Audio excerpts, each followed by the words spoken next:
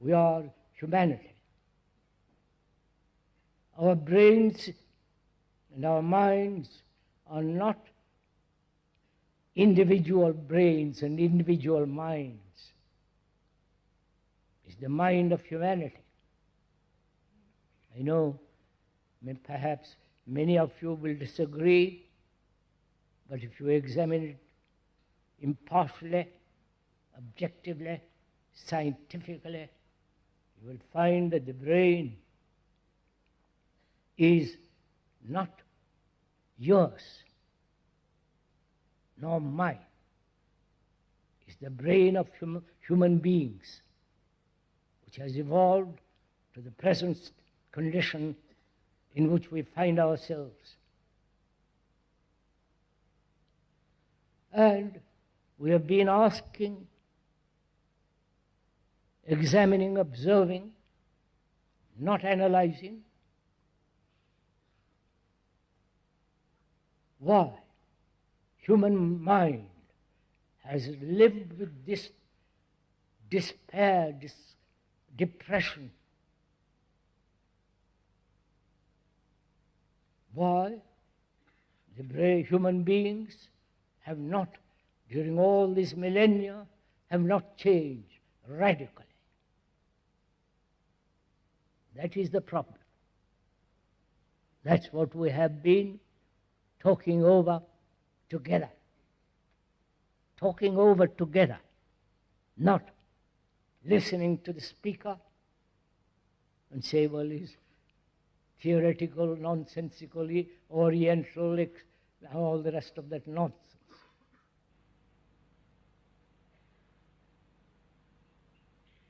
Thought is born out of knowledge, experience,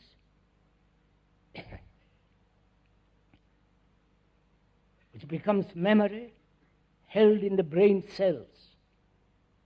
So thought is a material process.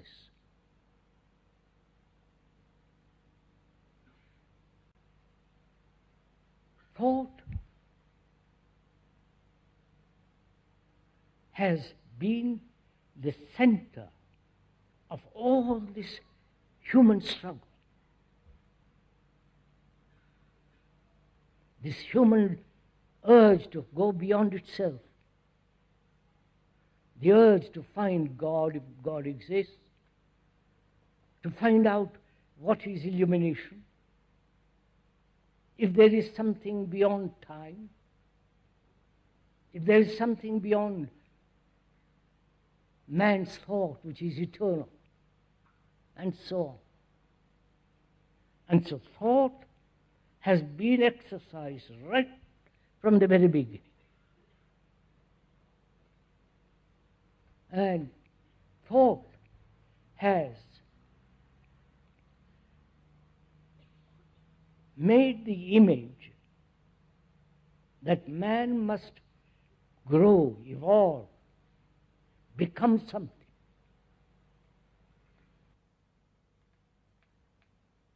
So we are together examining, taking a journey into a very, very complex life of human beings. Very complex. And to enter into this complexity, mind must be free from all attachments,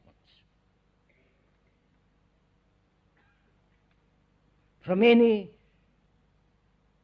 tie to anything, to your guru, to your conclusion, to your concepts, ideas, and so on.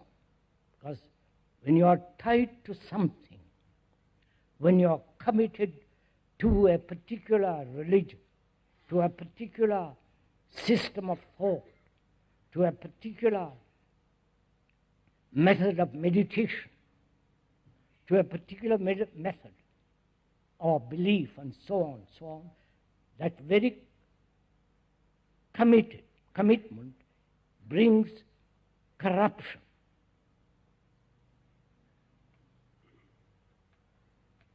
Therefore, a mind that is committed,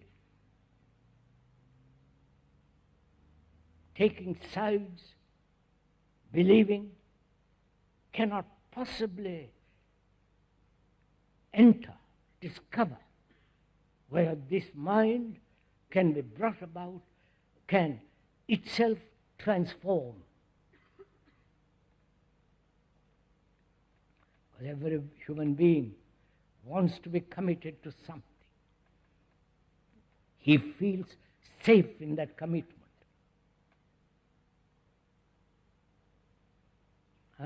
One feels safe if you have a leader, if you have a guru, if you have a particular system, and if you are attached to any person,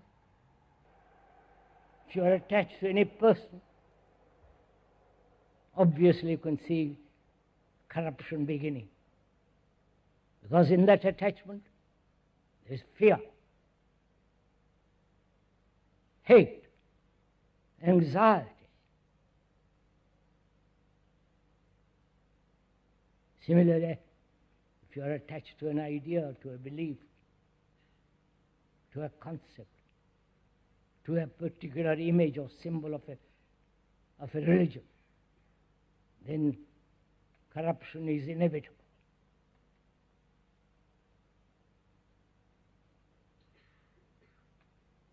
And one of the factors of this corruption is authority.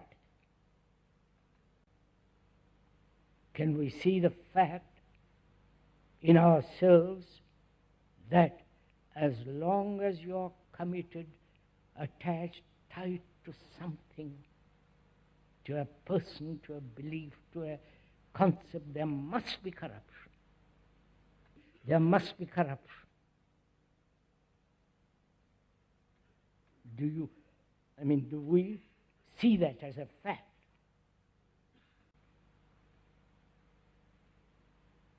Because our brain has been trained and evolved and accepted authority.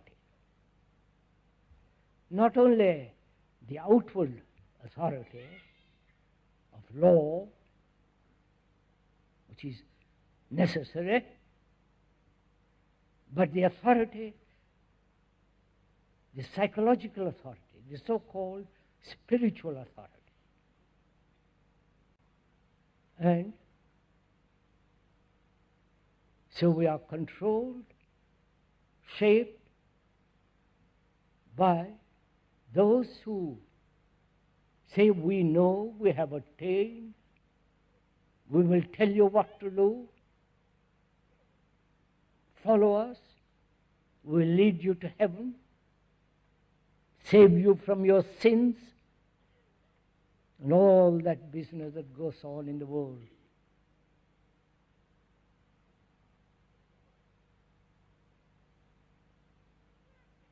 And such a mind, committed, can never be free. And without freedom, you can never find out what truth is.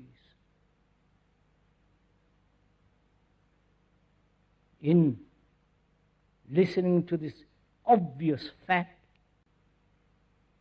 we always want to lean on somebody. Whether it is the husband or the wife, whether it's your girlfriend or boyfriend and a boyfriend.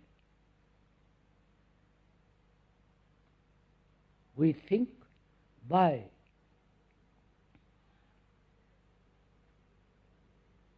leaning, seeking comfort from another, our brains have depended on the authority of the Spirit. And so our brains have been conditioned to accept spiritual authority. The priest, the guru, the man who says, I'm enlightened, so I will lead you to that. A man who is enlightened when he says he's enlightened, he is not. Because enlightenment is not a thing to be experienced. It's a state of mind that's gone beyond all thought. Can the mind, your brain, which has been trained to accept authority, and therefore its own particular discipline, can that brain immediately free itself from that authority? Not the authority of law, not the authority of the policeman. Now can you, in listening, see the consequences of accepting authority outside? The authority of God, you understand? The God who has been invented by thought, and the authority of the worldwide priesthood, which says, I will help you to attain, help you to reach. You following all this? Because when you accept such authority, you must invariably bring about disorder.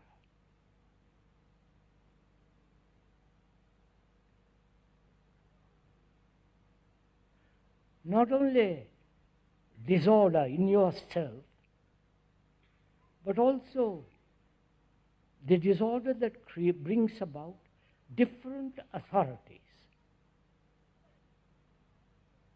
The Islamic authorities, the Buddhist authorities, and so on. They're all at each other. As one very famous guru told me, I began with 2 disciples, now I've got 10,000 disciples.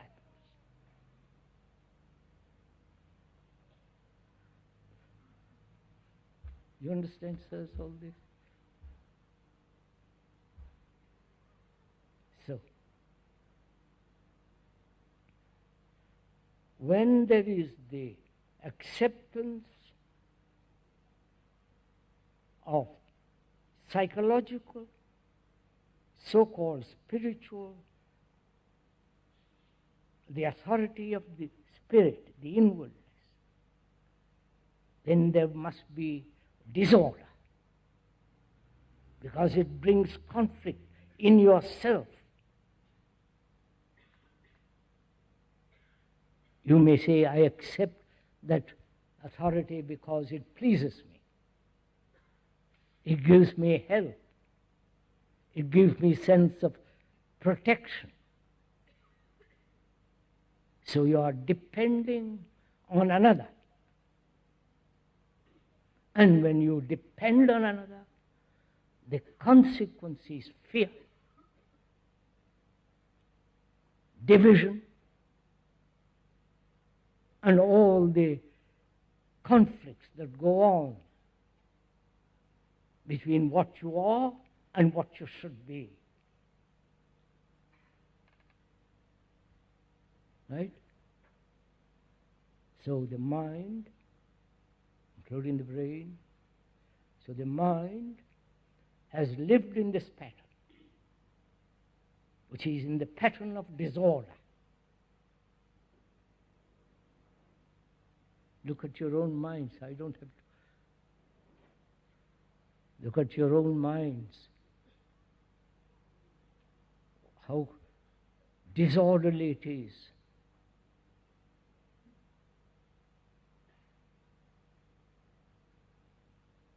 Disorder means conflict.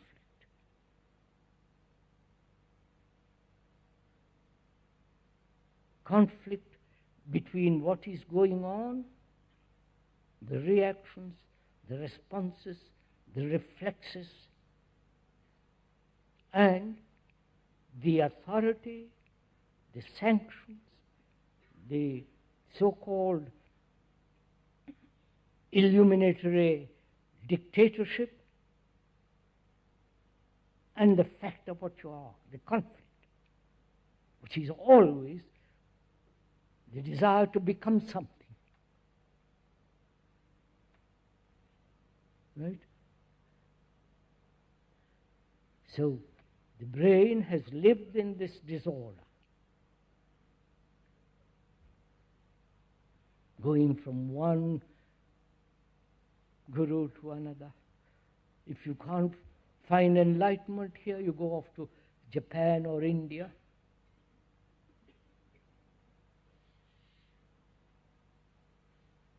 So truth is where you are, not in India,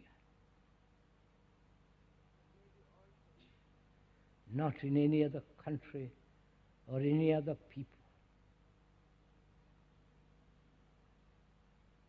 It is where you are, and where you are with all your troubles, worries, depressions, and the miseries. You have to go finish with them and go beyond. And that nobody on earth can give you that freedom from sorrow, freedom from anxiety. It's only you that can do it. So it's vain and useless to go off to various countries, seeking various spiritual authorities and living in their concentration camp, which is called ashramas.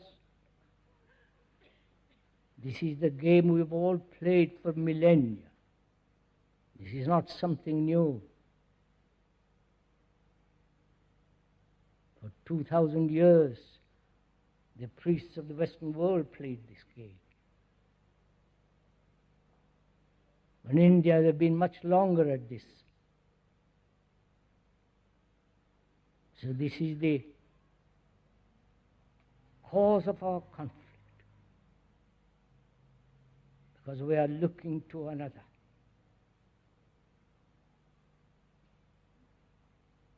And can you, as you are listening, as we are thinking together, taking the journey, walking over the same path, not my path, your path, the path of observation.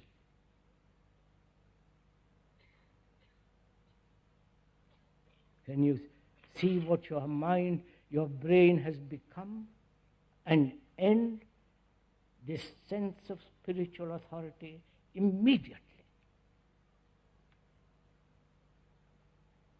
So that you, who are humanity, you are humanity. You are not an individual.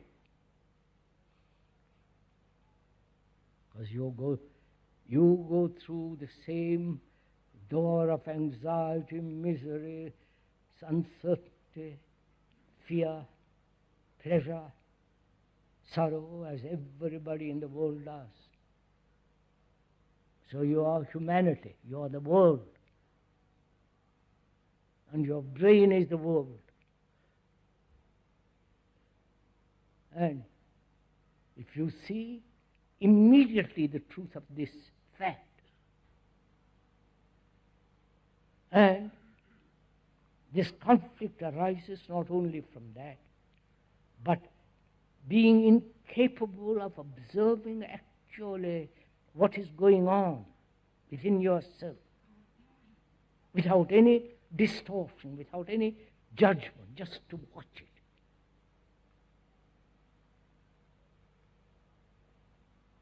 Because we must live in order.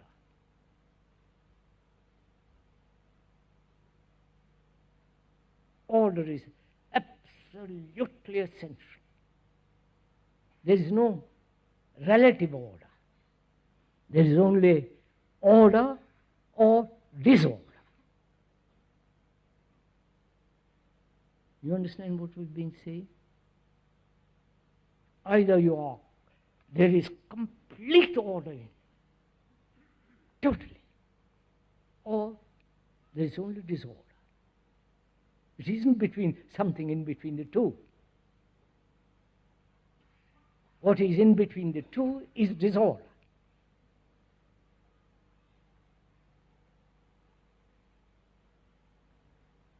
So we must find out what is order.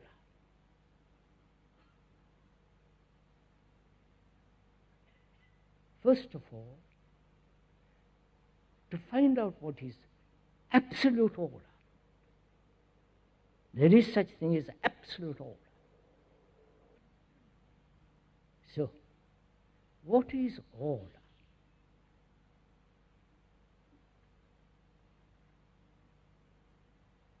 Is it the end of conflict?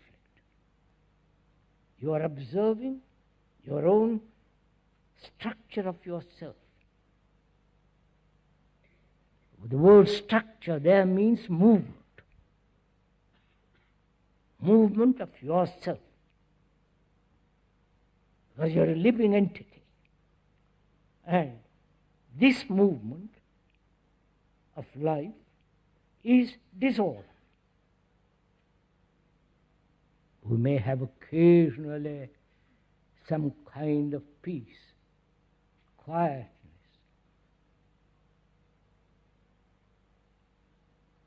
But the quietness, the peace and the silence that is cultivated by thought through so-called meditation or going off, doing all kinds of tricks, is not silence, peace.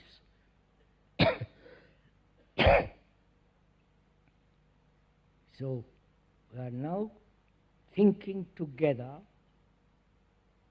I mean thinking together. I'm not telling you what order is. Which means you must live this way, that way, the other way.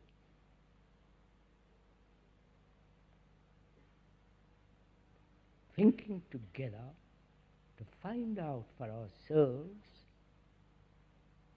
whether there is an absolute order. Or must man everlastingly live in disorder?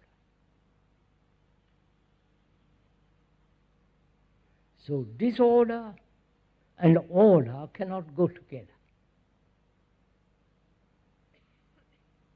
A disordered mind cannot find order.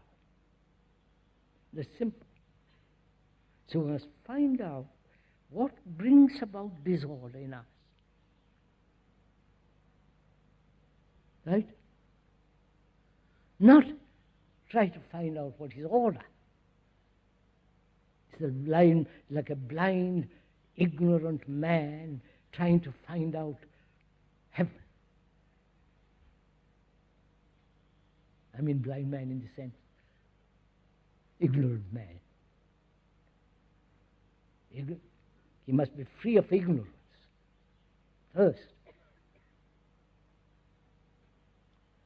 So, a disordered mind can never find what is absolute order. Now, what causes disorder?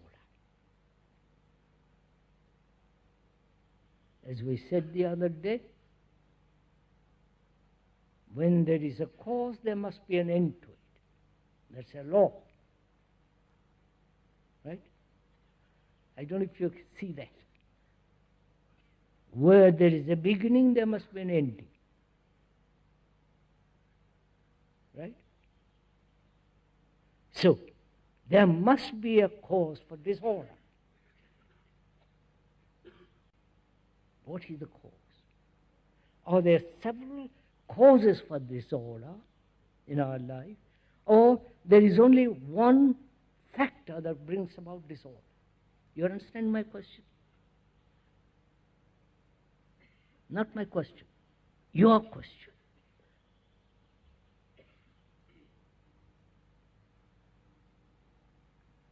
First of all, are we aware that we live in disorder? I think that's fairly clear. We are. We may have the patches of sunlight, but most of the day we live in, as we are doing now, with rain and clouds. So, we are not talking about patches of order, which are really the forgetfulness of disorder.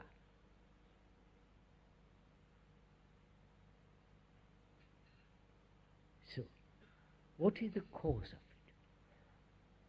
Or are there several causes?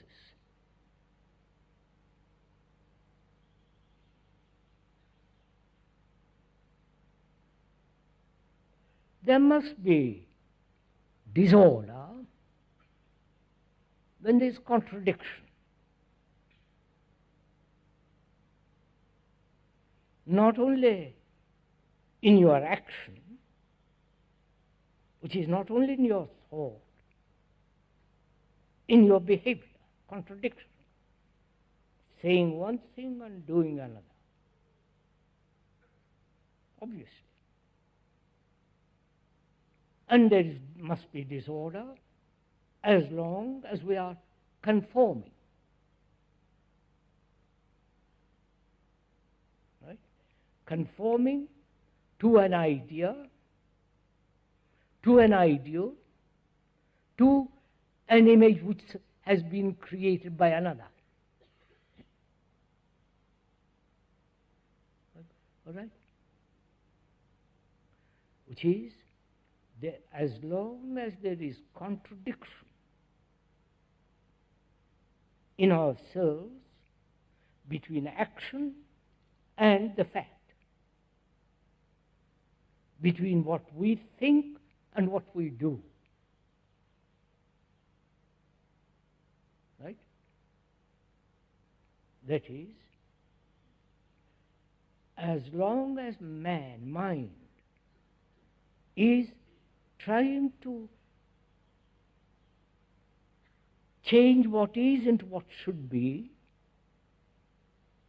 there must be disorder.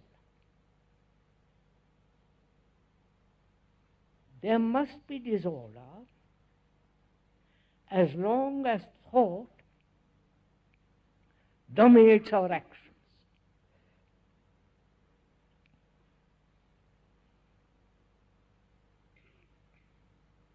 Because as we said, thought is the response of memory. That memory is the result of experience, knowledge, stored up in the brain, in the cells. So thought is always limited, because knowledge is always limited. There can be no complete knowledge, right? Are you following all this?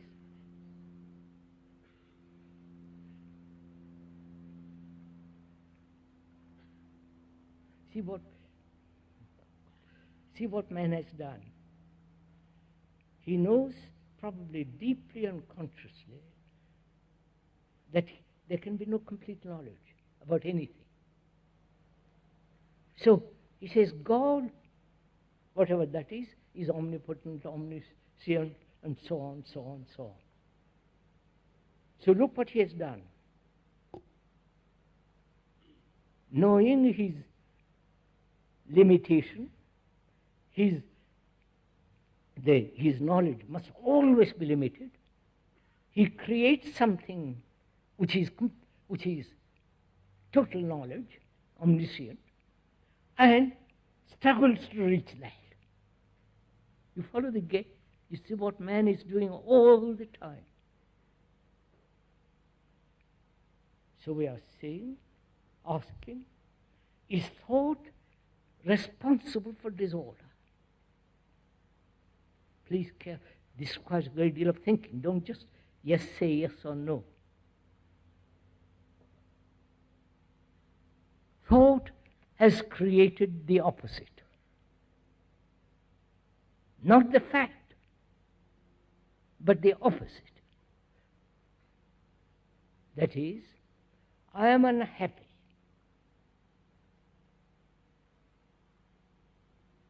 But I have known happiness at some period. And the remembrance of that is a contradiction to what is. You follow this? Yes? I wonder. So thought has created the opposite, which is non-fact. What is fact is what is going on, what is happening. The fact is human beings are violent. That's a fact.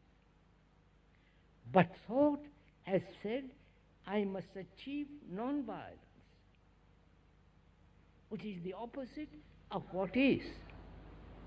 Right? So there is conflict.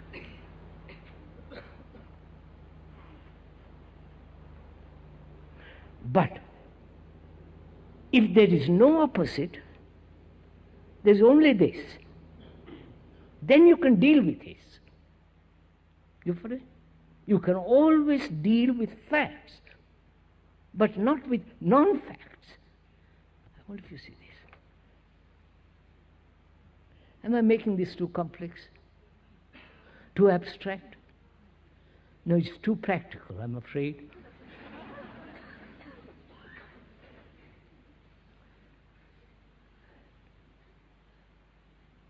So is that the basic cause of our disorder?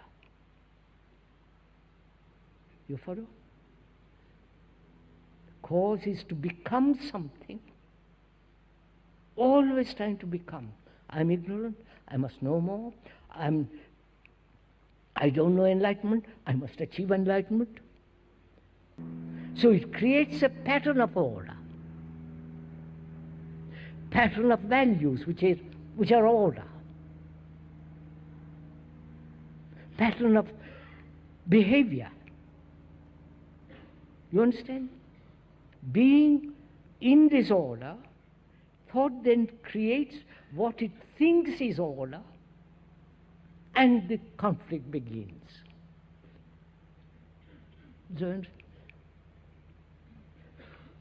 So is that the cause of our daily existence in disorder? If that is the cause, it can be ended. Now just wait, follow it carefully. It can be ended.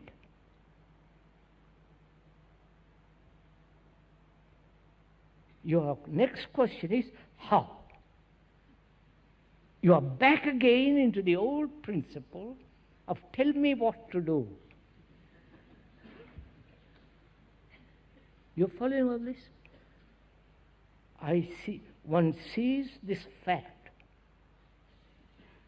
that thought creates the opposite,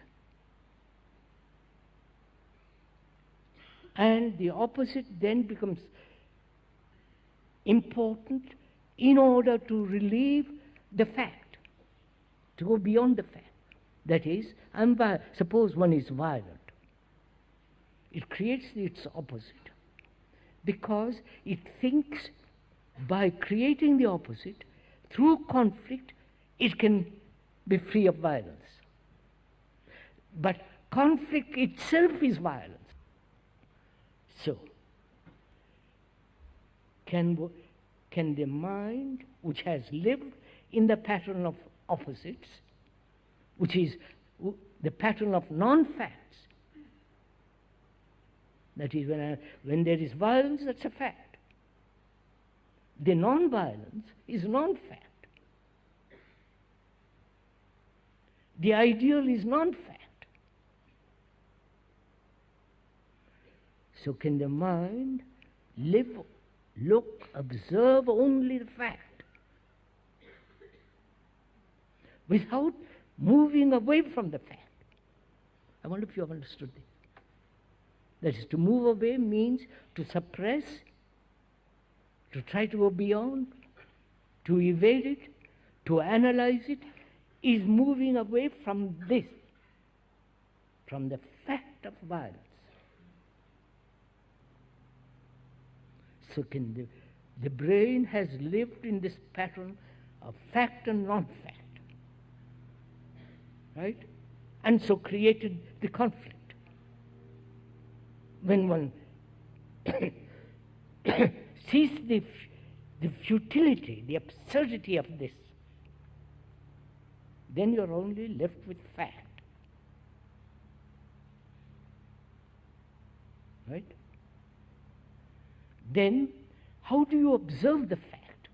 We are saying, can you observe the fact without any movement away from it?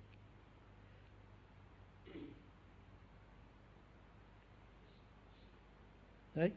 Can you go on? So we are saying, how do you observe the fact? Are you giving a direction to the fact?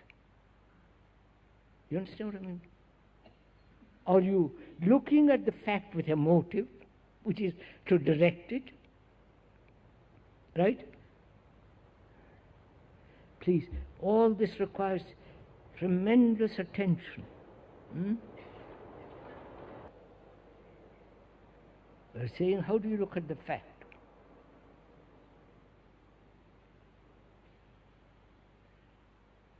There's only fact, right? Not its opposite.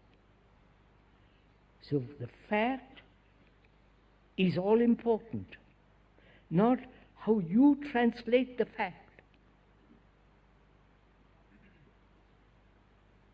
Right? Because then the translator of the fact, he's translating according to his previous knowledge. Right? And therefore, when he translates the fact, he's moving away from the fact. Right? Are you all asleep or coming? So is there an observation without the translator, without the interpreter, without the observer? If there is a division between the translator of the fact, obviously it creates conflict. You following this? So to end conflict, the translator is absent. Then there is only pure observation. When there is pure observation, the fact is not. I wonder if you see that. Is that a conflict? You understand? As long as the translator is doing something, he's creating the fact.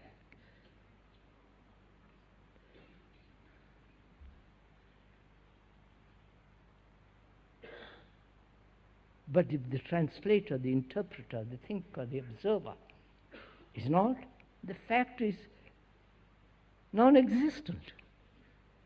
I'll show you why. Are you interested in all this? No. Do it. Otherwise, there's no value. Then it becomes an intellectual game.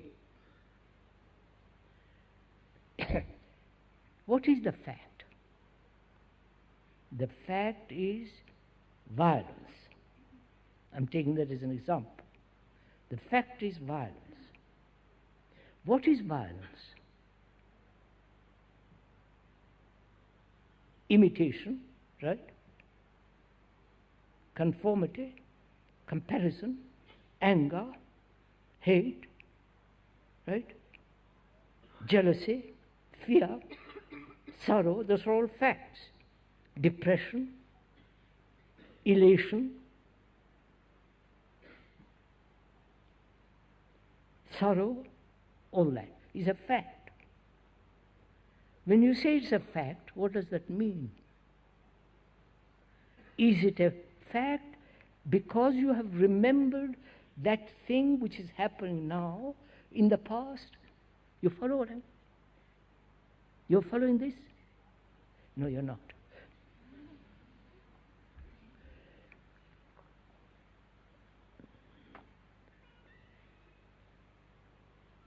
I am greedy now. The word greed, word, is not the fact. Right?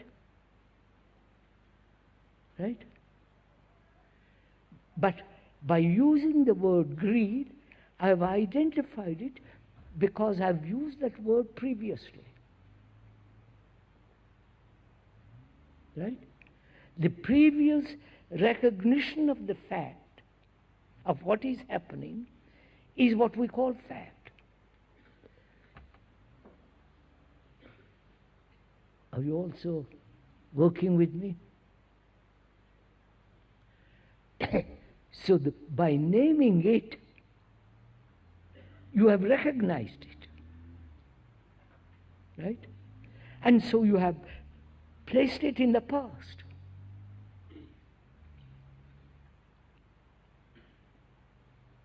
See what we have done.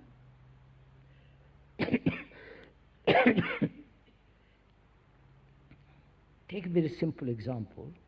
One is angry. At the moment of anger, there is no recognition as anger. There is only the reflex to it, to a hurt, whatever it is, a reaction. At the moment of reaction, there is no sense of, "Oh, I'm angry." It only takes place a second or two later. Why?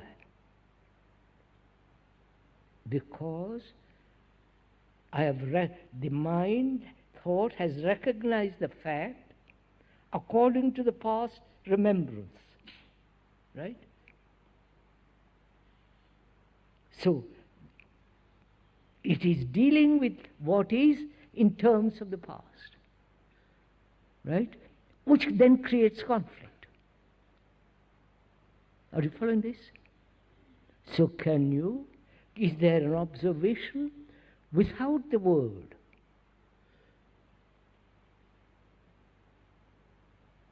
Without remembering this is violence. Vous avez compris? The moment the process of recognition thought begins, it becomes non-fact. I'm angry, and at the moment of anger, there's only this adrenaline active. Then, a few seconds later, thought says, "I have been angry," which is the recognition of that which has happened in terms of the past. Right? Now, therefore, the past and the present are in conflict. So can you observe without the word?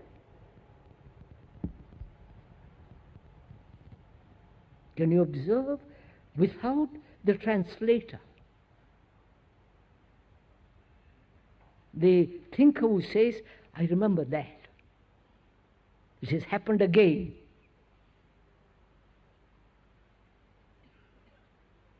That which is happening has never happened again. It's only the remembrance of that. From that you say it happened again. So is there an observation without the past?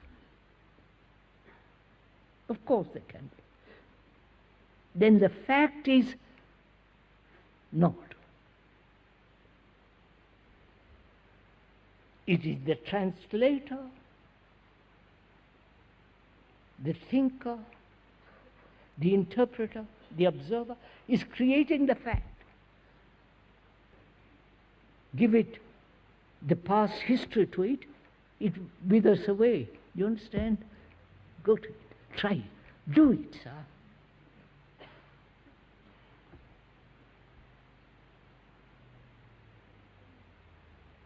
So we are saying cause of disorder is this conflict between what is going on and what should be.